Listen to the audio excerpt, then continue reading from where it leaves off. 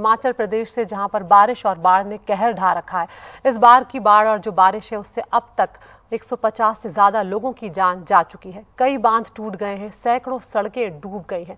उधर हिमाचल के बड़े बांध भाखड़ा, नंगल और पौंग में भी स्थिति बहुत अच्छी नहीं है। बांधों की जो क्षमता है उस पर लगातार भार जो है वो बढ़ता जा रहा है। उधर कुल्लू जिले की तस्वीरें भी सामने आई हैं, जहां पर मणिकर्ण घाटी जो है वहां पर लगे Malana hydro power project stage 2 पर संकट मंडरा रहा है। मलाणा डैम के गेट गाद की वजह से ब्लॉक हो गए हैं और जिससे डैम का पानी जो है वो अब ओवरफ्लो हो रहा है। सारा पानी डैम के ऊपर से बह रहा है और बांध के ऊपर से पानी बहने से डैम के टूटने का भी खतरा यहाँ पर बना हुआ है। कुल्लू जिला प्रशासन ने खतरे को देखते हुए रिहायशी इलाकों को अलर्ट जारी किया है और भुंतर के रिहायशी क्षेत्रों को खाली करवा लिया है।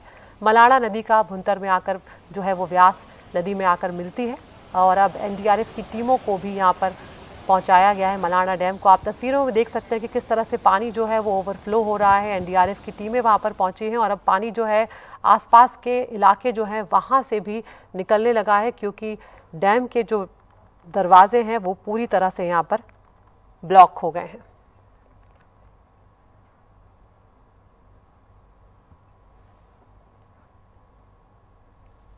और इस पर बातचीत करने के लिए हमारे साथ हिमाचल प्रदेश के डिप्टी सीएम मुकेश अग्निहोत्री जी जुड़ रहे हैं। अग्निहोत्री जी, बहुत बहुत शुक्रिया, आपने वक्त निकाला हमसे बातचीत करने के लिए। सबसे पहले आपसे यही जानना चाहेंगे कि हिमाचल प्रदेश में जिस तरह से बाढ़ ने कहर बरपाया, भाखड़ा डैम और पौंग डैम जो है वहां पर भी पानी बहुत ज्यादा बढ़ गया, स्थिति अच्छी नहीं है। क्या जानकारी इस वक्त आपको मिल रही है उन जगहों को लेकर? देखिए, भाखड़ा डैम जो है हमारी राष्ट्रीय धरोहर है और इस पे हमारा सारा देश जो है नाज करता है। और इस समय उसमें जो वाटर लेवल लेने की जो ऊंचाई है वो 1680 फीट की है और इस 1656 फीट तक ये भर चुका है। इस तो ले दे के इसके पास कैपेसिटी जो है सिर्फ 24 फीट की रह गई है। तो हालांकि स्थिति नियंत्रण में है और धीरे धीरे करके पानी छोड़ा जा रहा है और जो हमारे जो इनको कंट्रोल करते हैं वो लोग इस स्थिति पर नजर बनाए रखे हुए हैं, लेकिन हर घंटे इसकी मॉनिटरिंग चल रही है। थ्रेट है लेकिन नियंत्रण में है और गुंजाइश बहुत कम है। अगर बहुत ज्यादा बारिश आ गई तो परेशानी आने वाले समय में हो सकती है। और इसी ढंग से जो पौंग डैम है वो कांगड़ा डिस्ट्रिक्ट में है और इसकी कैपेसिटी जो है 1390 फीट की है और ये भी 1376 फीट जो है भर चुका है और यहाँ पे बैलेंस जो है 14 फीट रह गया है। तो इसलिए जो कंसर्निंग स्टेट्स हैं उनके साथ पंजाब के साथ, राजस्थान के बीबीएमबी के साथ और हिमाचल के अधिकारियों की लगातार बैठकें हो रही हैं और इस पे नजर बना के रखी जा रही है, क्योंकि अगर बारिश नहीं रुकती है तो बहुत परेशानी हो सकती है। तो क्योंकि फिर जो इन रिजर्वेयर्स के साथ लगते जो गांव हैं फिर उनको जो है वहां से इवैक्यूएट करना, उनको समय पे सूचना देना, वो सारी एक्सरसाइज आजकल चल रही है। बिल्कुल, जिस तरह से आप बता रहे हैं दोनों ही डैम के पास स्थिति ठीक नहीं है। तो अग्निहोत्री जी, यहाँ पर जो दोनों डैम के आसपास के जो रिहायशी इलाके हैं, क्या उन इलाकों से लोगों को हटा लिया गया है? हटाने का सिलसिला जो है वो शुरू हो चुका है? एडमिनिस्ट्रेशन की तैयारियां की जा रही हैं कि सतर्क रहें। मेरी अभी भी बीबीएमबी के चेयरमैन से अभी थोड़ी देर पहले मेरी बात हुई, उन्होंने मुझे बताया कि स्थिति क्या है और किस लेवल पे ये दोनों डैम्स हैं। और भाखड़ा से तो ज़्यादा थ्रेट जो है पंजाब को होती है, क्योंकि आगे सारे गांव पंजाब के हैं। पौंग डैम से के जद में हिमाचल प्रदेश के गांव भी आते हैं और पंजाब के भी आते हैं। तो तैयारियां रखी जा रही हैं क्योंकि लेवल अब बहुत नज़दीक आ गया हुआ है।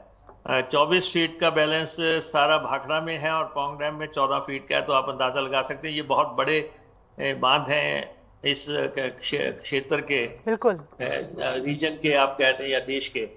तो इन पे नजर तो लगातार बनाई जा रही है। आज भी सारी स्टेट्स की मीटिंग हुई है, आला ऑफिसर्स ने मीटिंग में हिस्सा लिया है। जी, यहाँ पर अग्निहोत्री जी, मलाना डैम की तस्वीरें भी हम लगातार दिखा रहे हैं। पिछले 24 घंटों से ज्यादा का वक्त वहां पर हो चुका है। जिस तरह से पानी ओवरफ्लो हो रहा है और जो डैम के गेट हैं वो ब्लॉक हो गए हैं गाद की वजह से, वहां की क्या जानकारी है? मलाना 1 और मलाना 2 प्रोजेक्ट है। मलाना 2 को तो खाली कर दिया गया है ताकि मलाना 1 का जो पानी है उसमें ओवरफ्लो हो रहा है तो उसको नीचे वाले उसमें लेके जाएं। लेकिन ये run of the river projects हैं, नदी के किनारे हैं, तो उससे अभी उस लेवल का खतरा नहीं है। ये जरूर है कि ये बताया गया है कि उनके गेट्स वगैरह चोक हो गए हैं और पानी ऊपर से बह रहा है। लेकिन मेरी अभी डिप्टी कमिश्नर कुल्लू से भी बात हुई थी, तो उन्होंने भी यही कहा कि हम अपने तैयारियां रख रहे हैं, अपनी तरफ से जो भी प्रिकॉशंस करने हैं वो किए जा रहे हैं। लेकिन थ्रेट ऐसी नहीं है जिसको कि हम कहें कि इमीडिएटली कोई खतरा है। और लारजी जो है वो तो उसमें बाढ़ से इतना ज़्यादा नुकसान हुआ है कि उसको तो बंद ही करना पड़ गया है। तो ये स्थितियां हैं। और वैसे भी अब मूल्यांकन किया जा रहा है कि क्योंकि पंडोबाद में जब पानी छोड़ा गया तो उससे नुकसान आगे के गांव में हो गया था, तो इसलिए अब वार्निंग सिस्टम तैयार किए जा रहे हैं। वार्निंग हूटर्स कैसे लगाने हैं, अनाउंसमेंट्स कैसे करवानी है, वाटर लेवल की असेसमेंट कैसे करनी है, ये सब एक्सरसाइज चल रही है। बिल्कुल, जैसे जैसे नई नई यहाँ पर चुनौतियां सामने आ रही हैं, नए नए तरीके भी यहाँ पर निकाले जा रहे हैं। अगर मलाना डैम के को लेकर ही बात करें तो जिस तरह से आप बता रहे हैं कि वहाँ पर गेट नहीं खुल पा रहे, क्या कोई और रास्ता वहाँ पर निकाला जा रहा है इस स्थिति से निपटने के लिए? पानी इतना है, ऊपर से बह रहा है, और क्योंकि मलाना 2 को जो है खाली कर लिया गया है तो ऊपर का पानी बह के नीचे चले जाए। और इससे आगे जो थोड़ा एरिया भुंतर वगैरह का एरिया है वहाँ पे थोड़ी थ्रेट आएगी अगर बहुत ज़्यादा पानी आता है। वो आने वाले समय में मौसम कैसे बिहेव करता है उस पर डिपेंड करता है।